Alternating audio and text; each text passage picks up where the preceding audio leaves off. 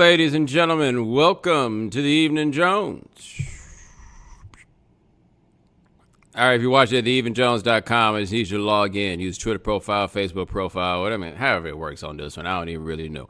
Anyway, once you do, you can participate in our chat room. You can also send in your questions. Type them out, put them up on the screen. I will then answer them. As many of you guys know, I live in New York City. Skyscrapers, everything, right? But before I lived in New York City, I lived in Miami. And while I largely contend that Miami is for visiting and not living, one of the great things about Miami and my time living in Miami, for the most part, 3 out of 4 years, I lived right on the beach, right? I lived on the water in the other place, but it wasn't the beach. But I lived right on the beach when I was in Miami. And, you know, when beautiful things like would be going on, I'd like to take a picture and share them. You know, and sometimes that just so happened to be sunshine and sand and water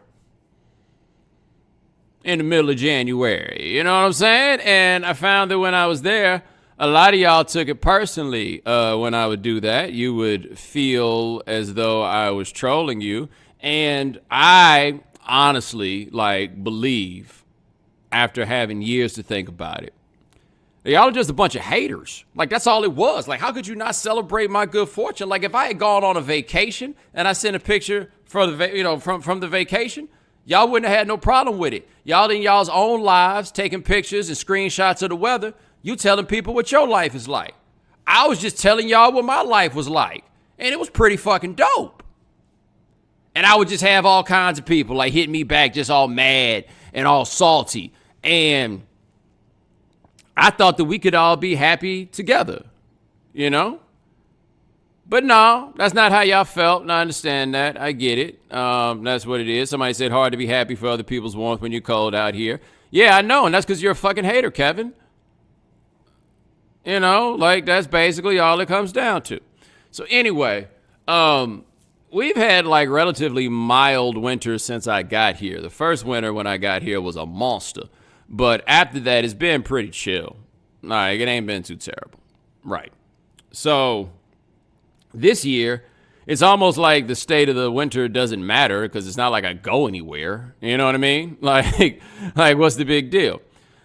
But there have only been 2 days before today that were really not even really cold, right? I've been living here long enough to recalibrate what I consider to be really cold.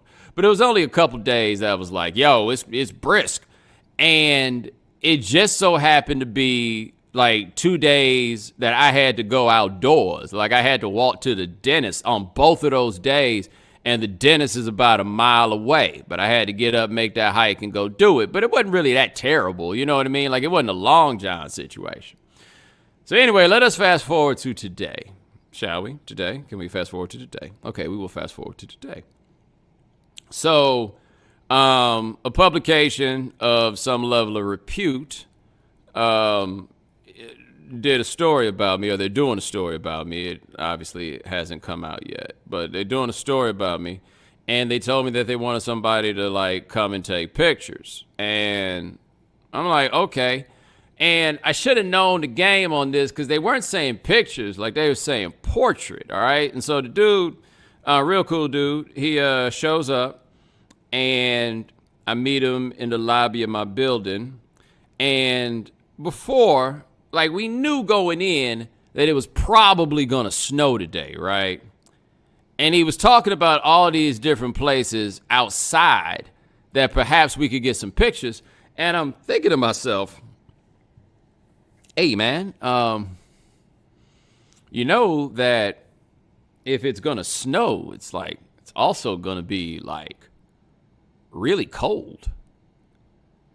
I'm thinking this in my head because for me, this is a deterrent. But he is a photographer. For him, it is art. He's yeah, we might even, get some flurries while we're out. I'm we might? Like this isn't. I mean, I guess I can understand why it might look cool. But anyway, so my man comes, meet him in the lobby, and he's like, cool, well, let's go out in this courtyard and take some shots. And I'm like, I don't know if you can tell from here, man, but that's outdoors. Like, that's outside. You know that, right?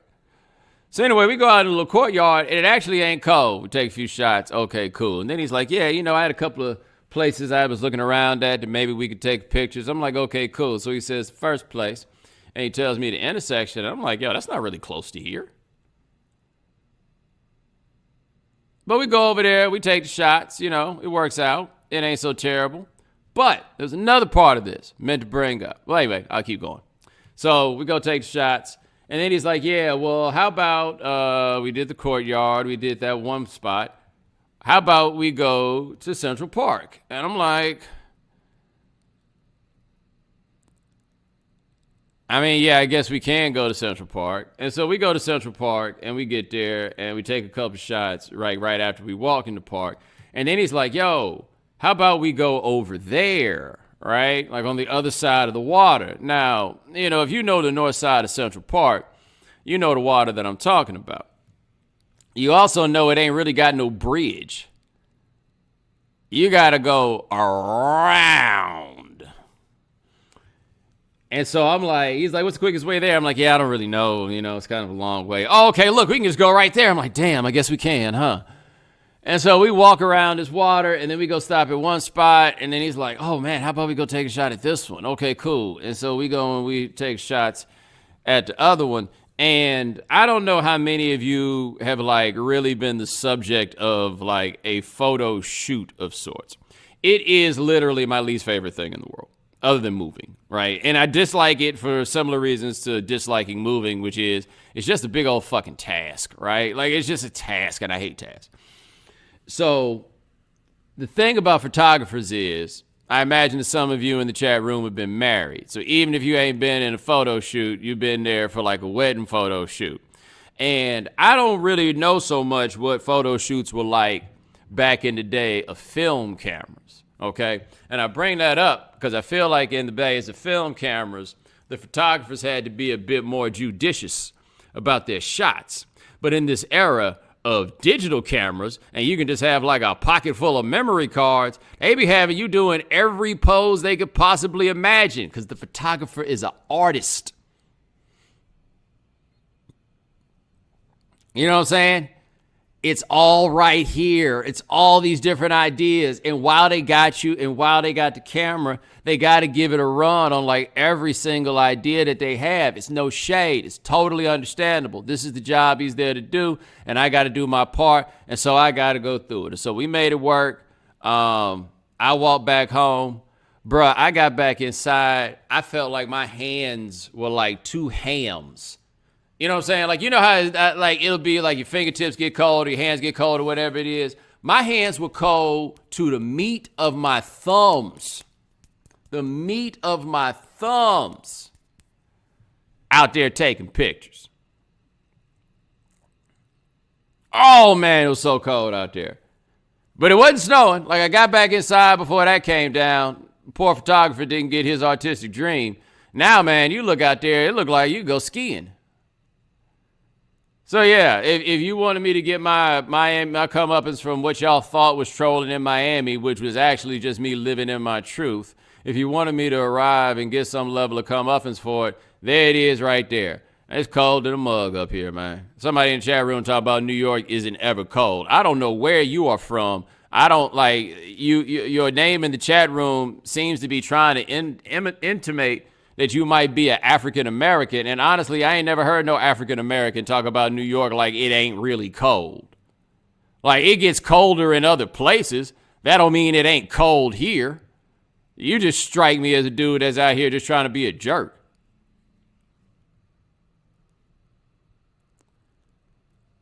Anyway, let us move on to your questions.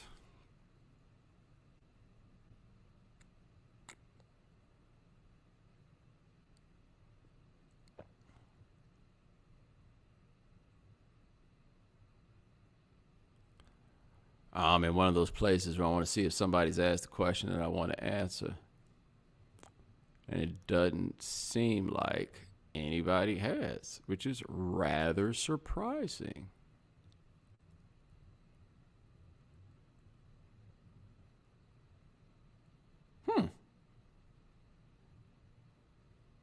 Ain't that something? Anyway.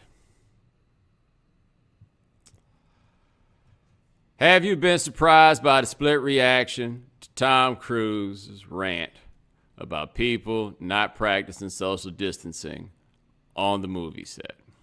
So I don't know if you guys have seen this, but they are shooting Mission Impossible 25 or whatever Mission Impossible we're on now.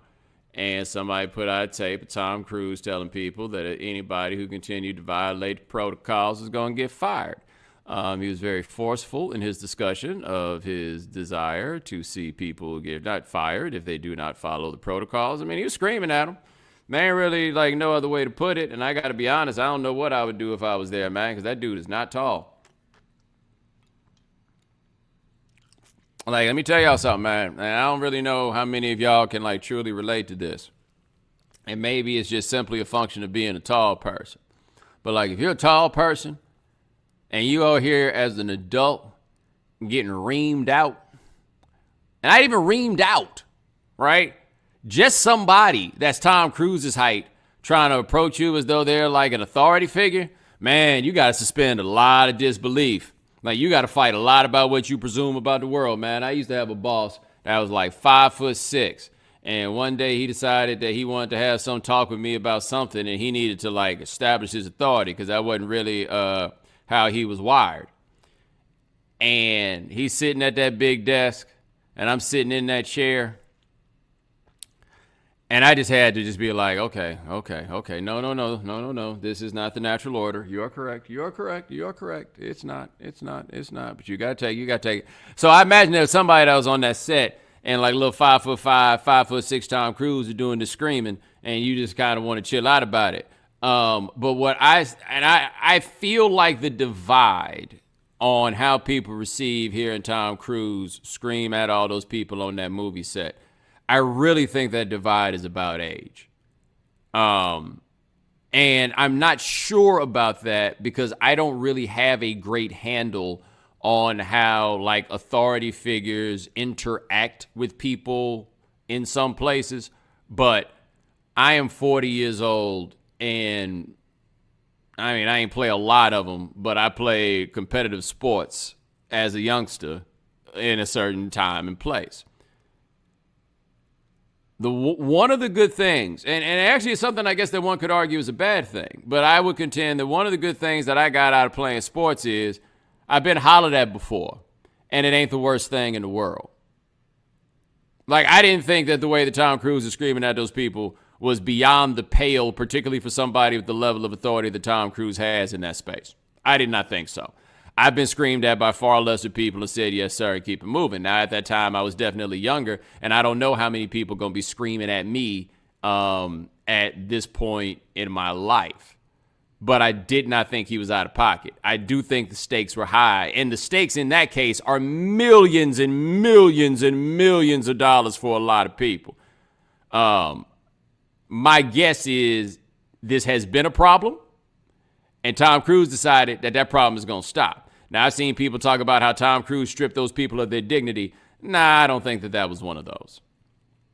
Like, there are certainly things that you can say in ways that you can say it that I would consider to be beneath somebody's dignity. And I really didn't think that was the case.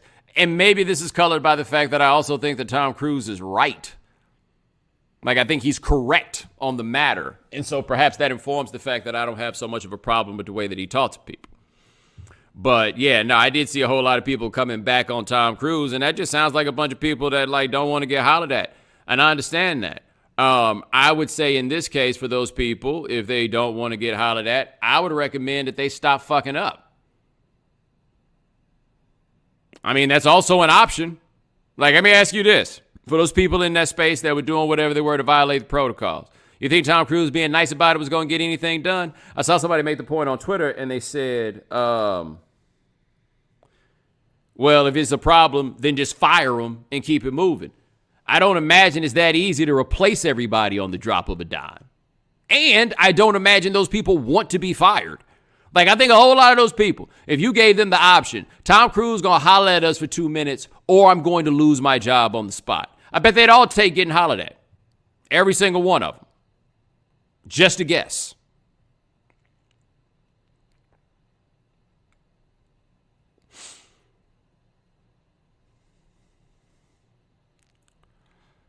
Appreciate the question. Let me see what else we got here.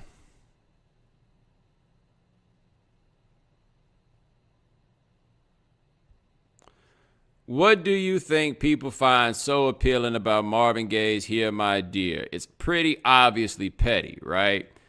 Here's what I think that people find so appealing about Hear My Dear. I think it's a couple things. One, it is a particularly unique story, the idea that he had to release this album and give the proceeds to his ex-wife as part of the divorce settlement, and then he basically does an album that dogs her out, track after track after track, right? So I get why people would find that to be interesting or intriguing.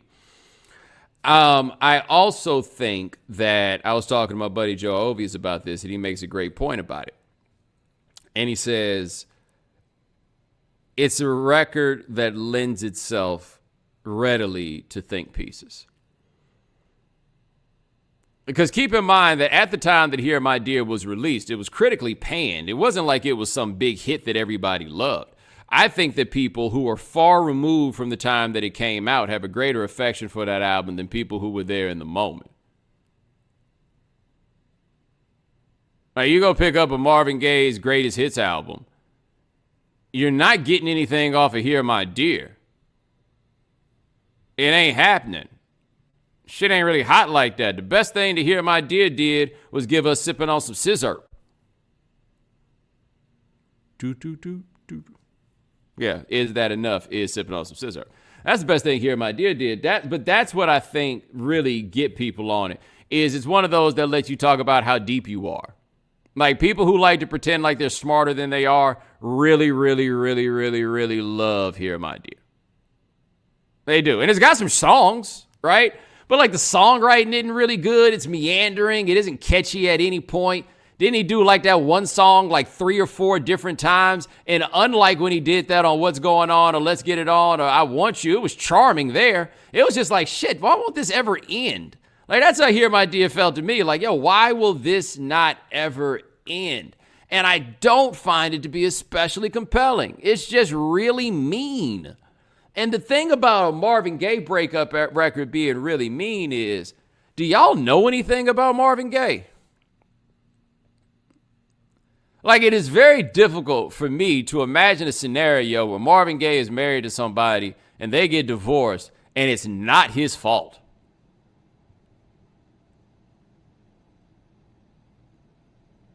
I just don't see how that is possible. So ask yourself, why is it that this woman would take the proceeds from an album rather than get a check from Marvin Gaye? The answer is obvious. Because he said he didn't have no money.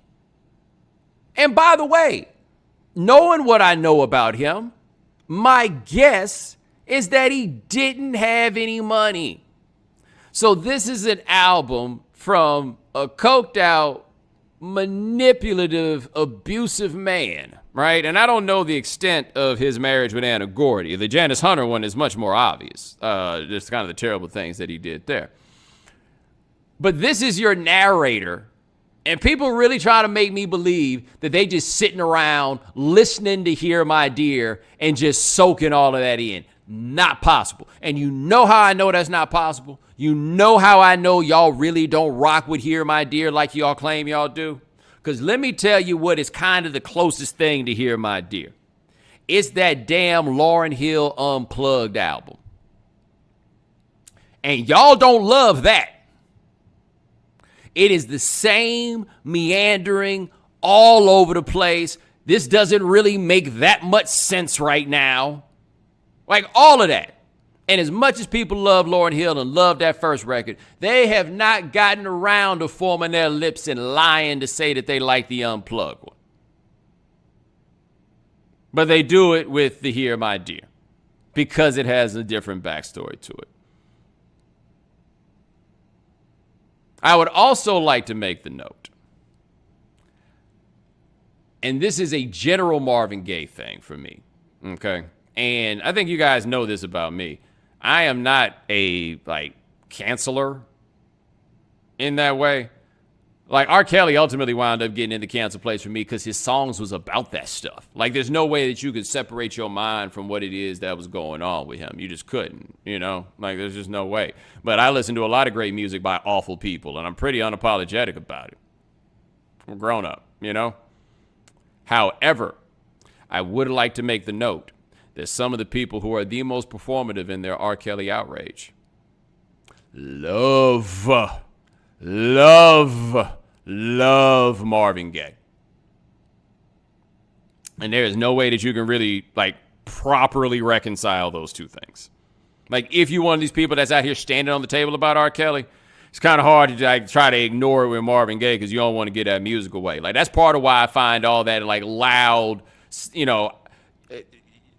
people talk about I can separate the art from the artist. I mean, I guess if you like that phrasing, that's the way to go about it. But the people who loudly try to act like you got to jump on board with everything about an artist, or that you getting rid of any artist that you find to be problematic, bullshit, because you wouldn't have no records. You might have a couple, you know what I mean? But you really wouldn't have that many of them. We all making excuses for the people that we want to make excuses for. Like, I just wish that people were honest about that fact. We all making, not even necessarily excuses, but exceptions, whatever it is. But there's some people that we are all letting slide. There's people we let slide in our lives, and there's definitely people that we let slide in our record collections. That's just the way it goes. But when you start making them points about Marvin Gaye on the tweets, all those people that'll pat you on the back about saying that stuff about R. Kelly, go ghost when you start doing that with Marvin Gaye. When Bill Withers died, I was like, hey, don't forget this. Denise Nicholas once told the police she didn't press the charges, but we got all the, as much as Bill Withers beating Denise Nicholas is kind of an open secret that nobody could really, quote unquote, prove because neither of them really did a whole lot of talking about it. Denise Nicholas told that man that she was breaking up with him while she was shooting a movie in Arizona, and that dude jumped in his car from L.A., drove to Arizona, knocked on the door at her hotel, and beat her ass. And she called the cops and then ultimately did not press charges. Okay?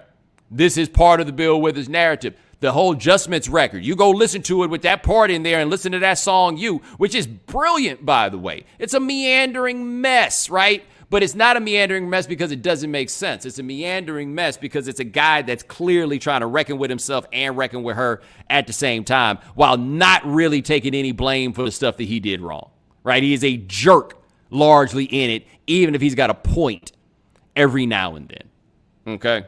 It is a legitimately compelling piece of work. Doesn't change the fact that Bill Withers beat Denise Nicholas' ass. It doesn't. But I start saying that stuff about Bill Withers, boy, that don't get the likes. That don't get the retweets. It doesn't. So I just ask that you be honest about the fact chances are you making an exception for somebody.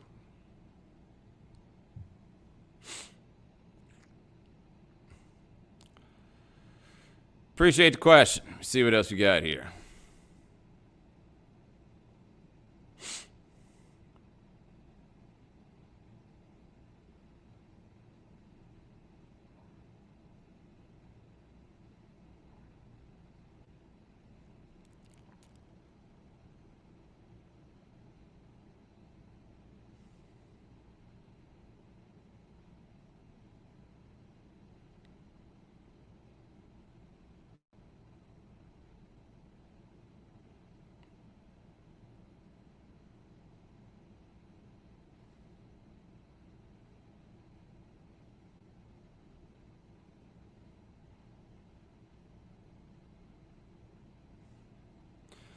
Shouldn't celebrities expect whatever they say on Clubhouse is going to be recorded and shared on Twitter anyway? Yes. Yes, they should. It's a big part of why I don't really be on that thing. And if you guys haven't heard about Clubhouse, it's actually a pretty interesting concept with this app. And basically what they're doing is it allows you to create a chat room, but when we say a chat room, we mean a room where you're like actually chatting, like people are talking. I listened to a very interesting discussion on Clubhouse the other day about the vaccine and different things related to the pandemic that some doctors were running. Like, it's a tool that can be very, very, very valuable. Now, for me, when it first got cracking, I got an invite for like in March. Like, I was early on it, but then it was basically just a bunch of VC guys and some music folks, but nobody was really on it in a way that I found to be productive or useful, and so I didn't really pay no attention to it.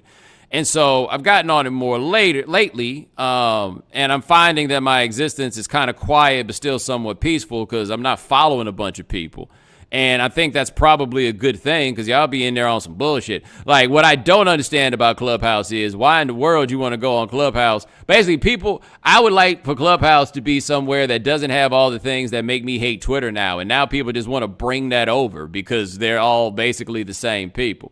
I would also like to note from looking at Clubhouse, one thing that I notice is, man, the pervasive influence of morning radio on what people think is a good discussion.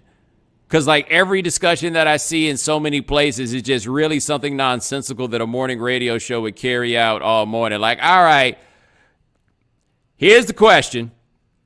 Should you ever go Dutch on the first date? You know, and now people are getting in here and argue about it like it's something that's really deep. All right. Anyway, Clubhouse has some value. It's just probably going to take more work than I'm willing to put in. Although me and a couple of people have talked about putting together some rooms that maybe I'll let you know about. Anyway, but I do remember that when it first started, some big discussion amongst a bunch of the tech people wound up being recorded. And I want to say, I forget which publication reported the fact that the conversation had been recorded, but the conversation went up on YouTube. And I was like, okay, cool. Well, I'm never coming on here. It's too easy for this to get hijacked. No way. No way. Like, I mean, like I might come on, but yo, you should expect that somebody is going to record you. People are not supposed to record you. That's kind of a violation of the rules in a way, but y'all don't care. Somebody would love to get kicked off Clubhouse just to say that they got me fired. Now, granted, I ain't going on there saying nothing that'll get me fired, but I ain't about to make it easy. What are you, high?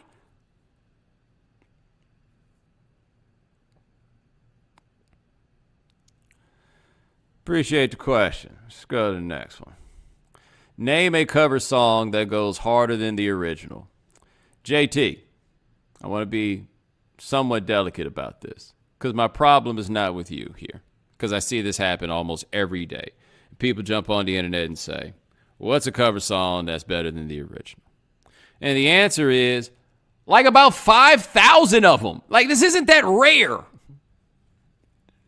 This happens all the time. Like, people always pose this question like it's some variety of anomaly. And all it does is get people arguing. And I got no interest in arguing with y'all about this. Like, normally I screen cap the questions and put them on Twitter as I do it here so that we might invite some more people in here that might not know the conversation that we was having. Ain't no way in the world I'm doing that with this one, because my mentions is all going to fill up with y'all's opinions on music that I don't care about. Like some dude in the chat room right here, Jared, the Talking Heads version of Take Me to the River. I mean, maybe there's an argument for it. Nobody asked you, Jared.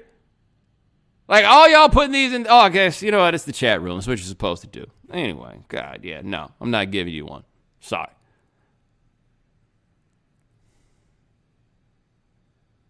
Somebody in here talking about what are your top 3 to 5 wackest Christmas songs. Will Thompson, you want a list? Pay me.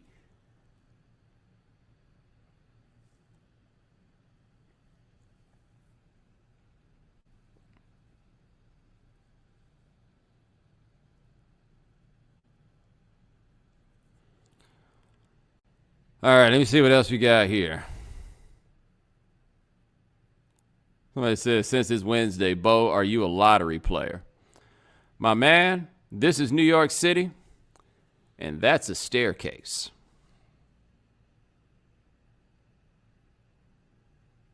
Somebody's asking, what would you do with a $600 stimulus check? My man, this is New York City, and that's a staircase.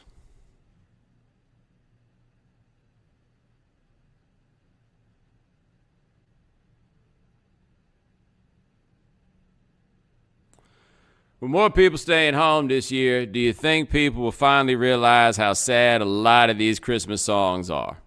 Dude, I got news for you. I think by your 30s, something has happened to make you realize how sad all these Christmas songs are. Like, there's a reason why so many Christmas songs are sad. Because the feeling of loneliness at the holidays is a very common and relatable experience. For whatever reason. Like, this ain't the first time. Like, I remember, I've not had a lonely Christmas. I had a lonely Thanksgiving once. It was really miserable, and it wasn't planned to be lonely. And it turned into me having French toast, bacon, and eggs for Thanksgiving dinner. Like, that was a bummer. I haven't really done, like, the super sad Christmas. Like, I was so lucky that the first time that I could not go to my parents' house for Christmas, that Shannon and his wife and kids invited me over, and they have always treated me like family for as long as I've known them. Like, that's something I don't even think he, maybe he listened to this at some point. I don't think he'll ever understand how important that was to me at that time. But I ain't never really had the super lonely one, man. But there's a lot of people that, there's a lot of people that's going to be alone for Christmas this year that would be alone for Christmas this year, even without the pandemic, just because their parents, have passed away or something like that. But no, people know by and large how sad these Christmas songs are.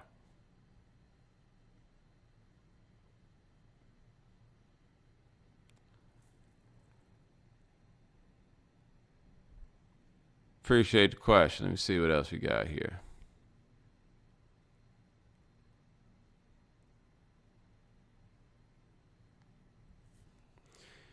Is there any way to get out of the gift giving part of Christmas without people assuming I'm broke? Full disclosure, yes, I'm broke this year. Yeah, I mean, there's a way for you to get out of it without seeming broke, but here's the thing. If you're trying to get out of the gift giving with people that you like ordinarily give gifts to, or people that, for lack of a better term, you should give gifts to, you're either going to look like you're broke or you're going to look like an asshole. Now, if I were you, I would rather look broke. I mean, it's a pandemic after all. People understand the brokenness. But being an asshole about it? Nah. People don't get that. No, sir, Bob.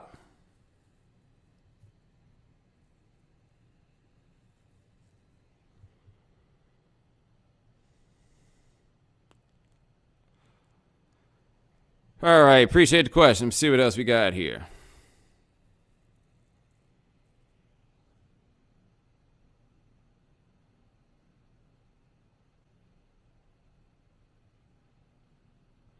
Bo, have you been taking L's like the rest of us on all these shoe releases, particularly the Kobe's? Nah, dog. Why in the world would I buy shoes right now?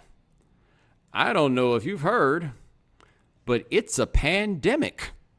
Where am I going in these shoes? I have like over 100 pairs of shoes. I'm probably going, I don't know if it's 100, but I got a lot. And I'm probably going to sell a whole bunch of them at some point, like when this is all done or whatever, because I'm kind of off it now. Just because I've had no reason to get them. I've had no reason to do it. No, I'm not even trying. Like, I'm shocked. Every time I get up and people are complaining about the fact they can't get these new shoes, I'm like, what is your life? Because nothing about my life needs shoes or even wants them. I've been saving money like a mug.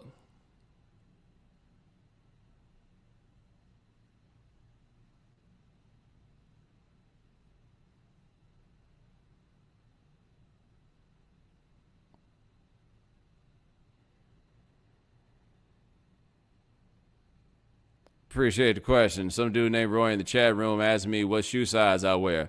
I mean, that depends. Why she want to know?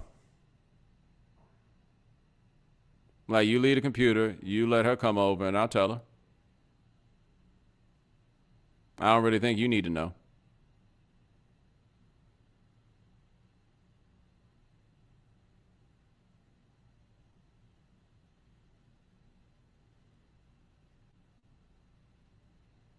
I give you a hint.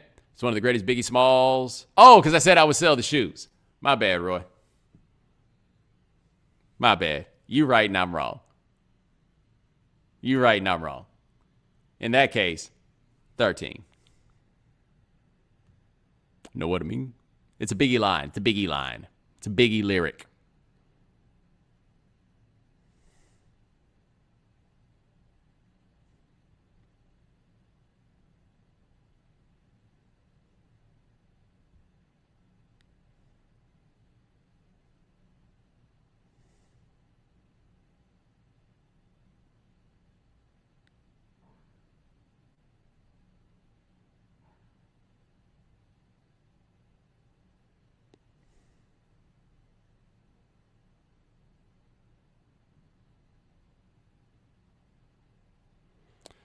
Why do you think economists tend to have right-wing, pro-capitalist views? Were your pre-existing beliefs challenged by being in that academic environment? My views were not really challenged, though I think challenged, no, but I do think studying economics made me a little less militant about certain things. I mean, I do think that that's possible.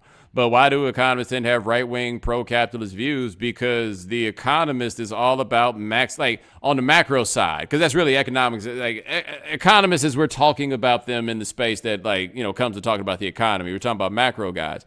They spent their whole life trying to figure out how to maximize aggregate demand. They don't think about anything else.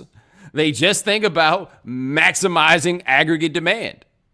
Now, there are all kinds of externalities that come off of that, of course. They're not worried about that.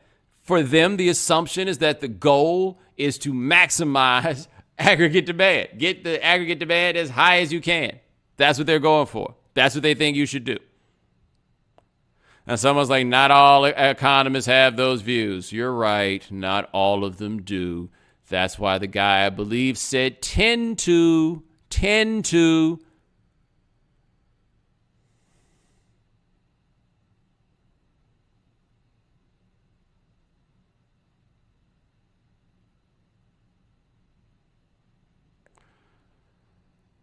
All right, appreciate the question. Let me see what else we got here.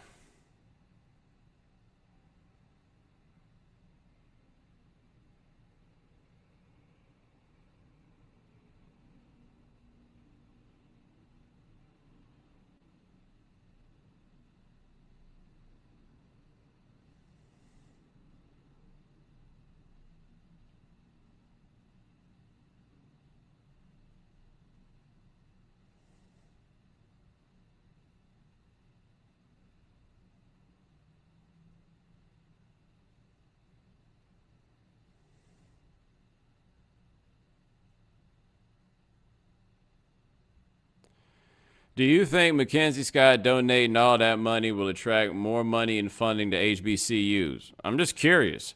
Why would it do that? Like, how exactly does that work? Oh, snap. Mackenzie Scott did it. Now I'm going to do it too. Like, I don't know what circle she's in, and maybe somebody will do that. But I am noticing, though, a bit of a movement of some white folks deciding to give their money to HBCUs. Like, didn't Peyton Manning give a whole bunch of money to Xavier? I don't know if it was Xavier, but I feel like he did give a whole bunch of money to an HBCU. I know he was wearing the Xavier hat during the golf match that they had on Turner the other day. It does seem to be a bit of a movement. Here's the thing about it. And, I mean, don't get me wrong. I appreciate it. I mean, she gave some money to Clark. She gave money to a whole bunch of people. I appreciate her doing that. And I'm not questioning her intention specifically about this because I really don't know that much about her. But I do get a little uncomfortable when the white folks want to throw all their monies at HBCUs. And the reason is, the whole reason the HBCUs existed is so we couldn't go to college with them. You know, if a white person decided they was going to give some $10 million to Clark and I was the president, I mean, I'm going to take the money, but I would really love to know why they are doing that and what they think the purpose of these institutions are. Like, I mean, I've not met a lot of white people that have great answers to those questions. I would just like to know. I mean, again, I'm going to still take the money, but I would just like to know why it is exactly that they're doing that. Like, I think you'll get some interesting answers along the way.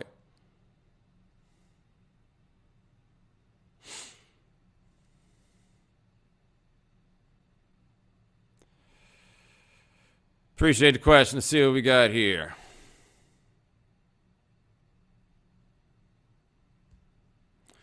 Do you see anything kind of messed up about Bob Dylan selling the rights to his catalog? No, actually, I don't. One, this seems like a fairly Dylan-like move to make. Dylan's been about his bread, always been about his bread. That's him. Like, he is the overground, underground guy.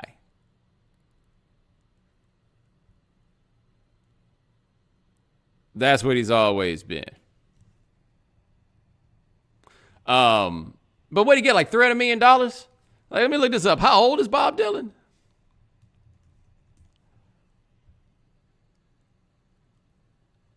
Yeah, Bob Dylan's 79 years old. I don't blame him for a minute selling that and letting people do whatever. Because let me tell you what would happen, all right?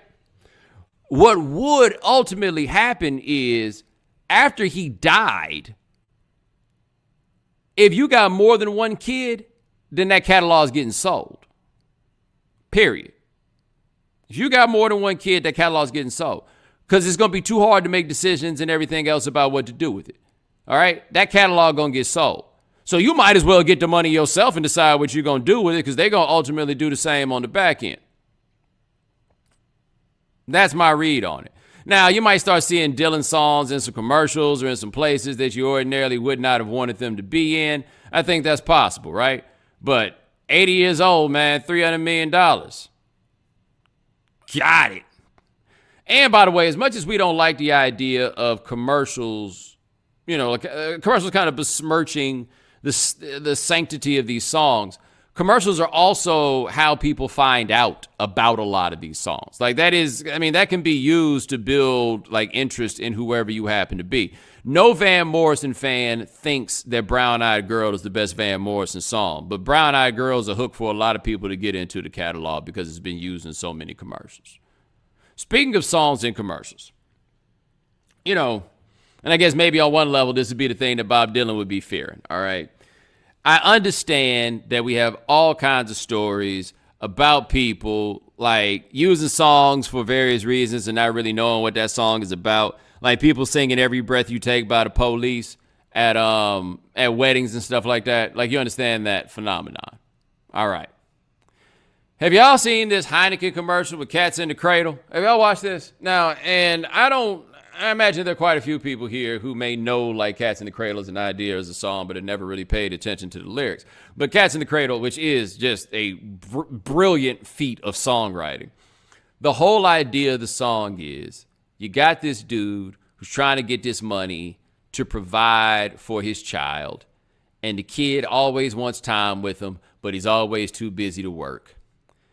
And then we reach the point where the kid is an adult, and dad now wants to spend time with the kid, and the kid has no time for him because he's got all kinds of other stuff to do, you know?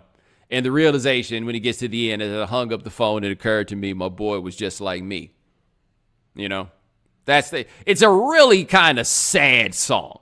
So anyway, Heineken's got this commercial with this father and son that apparently are filthy fucking rich. Because all they doing is out here is they out here doing rich stuff, right? Like they playing tennis and they wearing sweaters and shorts and all of this stuff. And they riding around in a Mercedes. And it's for Heineken Zero, their non-alcoholic beer. And so they're at this bar and dad takes the keys. And then the son is like, no. And he turns the bottle.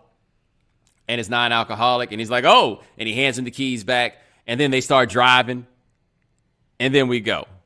Yeah, they was out in Monaco. People like they out in Monaco. Yeah, there's racing cars in Italy. They were in Monaco, but where they're just pushing down the street in the Mercedes is Nice. Like, I know that's Nice. I stayed in the hotel right over there. Flex. But that was Nice. And all I'm saying is, If you go listen to Cats in the Cradle, let me tell you what it is not about. It is not about a father and son cruising in a Mercedes in Nice. That is not what that song is about. Oh, someone says they're the only father-son Formula One champions, Kiki and Nico Rosberg. Okay, that's cool. My point remains the same. That ain't what it's about.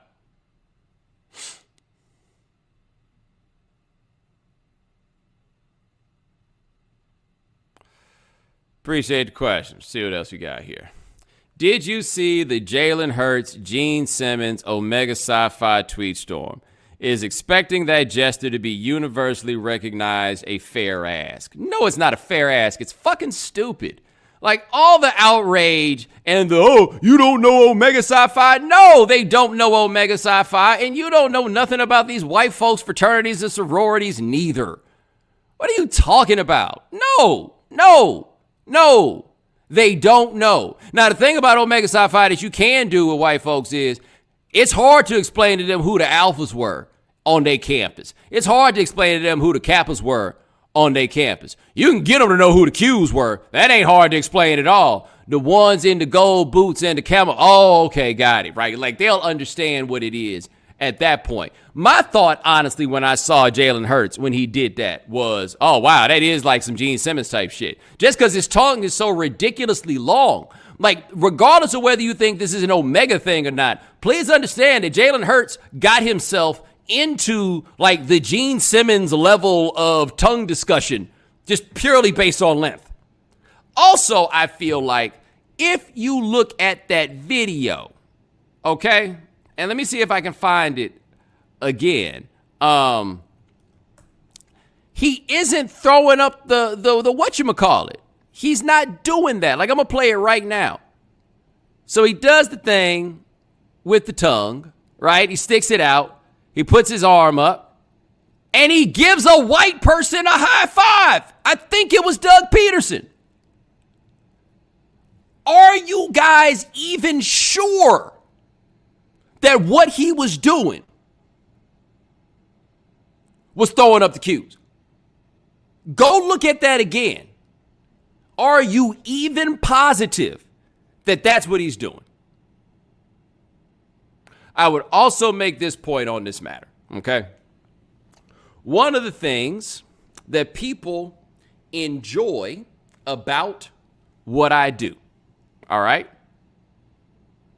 is I will take references from my neck of the woods and apply them to things that are not in my neck of the woods, and the irony winds up being humorous.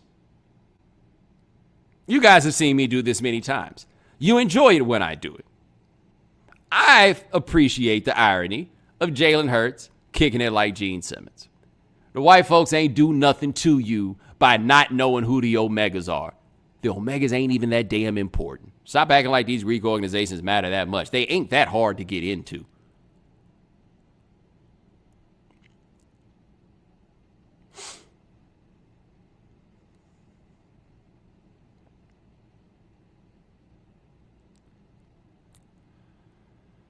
Appreciate the question. Let me see what else we got here.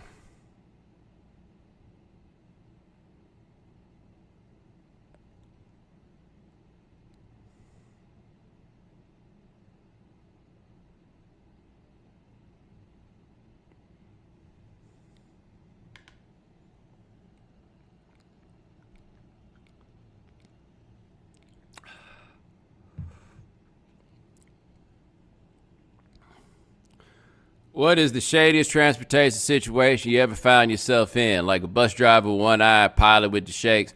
I was riding in Miami in an Uber, which just by itself is its own thing, on I-95 with a driver that I swear on everything could not read.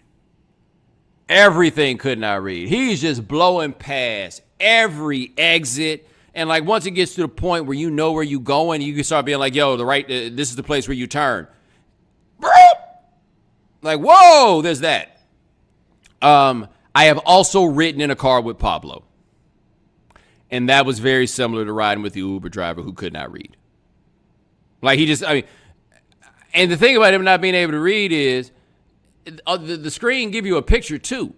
Like, I don't know if he just wasn't capable of handling that part, but he just couldn't follow the instructions. And I felt so bad for him because by the time we got to where we were going and we told him, like, no, we'll just get out here and walk for the last bit of it. But by the time we got there, he looked so frustrated and so tired because he knew he was messing up.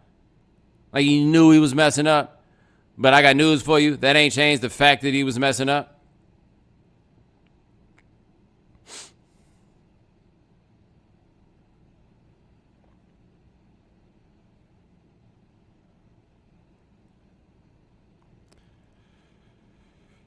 Appreciate the question. Let me see what else we got here.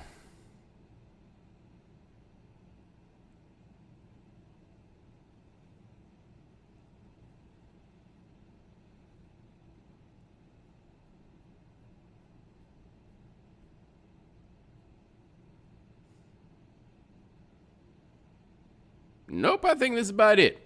Ladies and gentlemen, thanks so much for joining us here on The Right Time. We do this thing about once a week. My man, Lance Gilliam, handles everything behind the scenes. Thank you, sir. Looking at the calendar, let's be real. This the last one of these I imagine we're probably going to do for the year 2020. So thank you guys for all of that. And, of course, as I tend to do at this time of year, I want to thank Lance greatly for everything that he does, not just on this show, but a lot of you guys don't know. Like, Lance is the right-hand man behind just about every single thing it is that I do. And we thought about it today, man. We've been doing this like for 9 or 10 years now. And we still going, and we're going to keep going. But literally the only reason that this thing can continue is because of Lance. And also in this time, we do a lot of internet stuff, man. We got a lot of stuff on YouTube, different assets at BomaniJones.com. And Oh My's Design handles that stuff for us. So I say thank you to them also on this. I am the person that's the face of this, so I get credit for whatever the things happen to be. But there's a whole lot of people that make this possible behind me that you likely don't see. And so I thank them for all of that. And a reminder that if you cannot watch the Evening Jones live, subscribe to the podcast, subscribe to the iTunes Store, subscribe at Stitcher Radio. Check us out at SoundCloud, also on Google Podcasts. And I will talk to you guys probably in 2021. Oh, this is what I was going to say earlier. I forgot about this hair. I was at the mercy of a bad hair day today, man. I'm doing a damn photo shoot, and I'm not sure if I can get these curls to go the way I want them to. And then it's cold as hell outside, and so I got to put on a hat, and I'm thinking the hat is going to mess up my whole... It's a lot easier not having the hair. Little did I know. Happy New Year. Merry Christmas, too.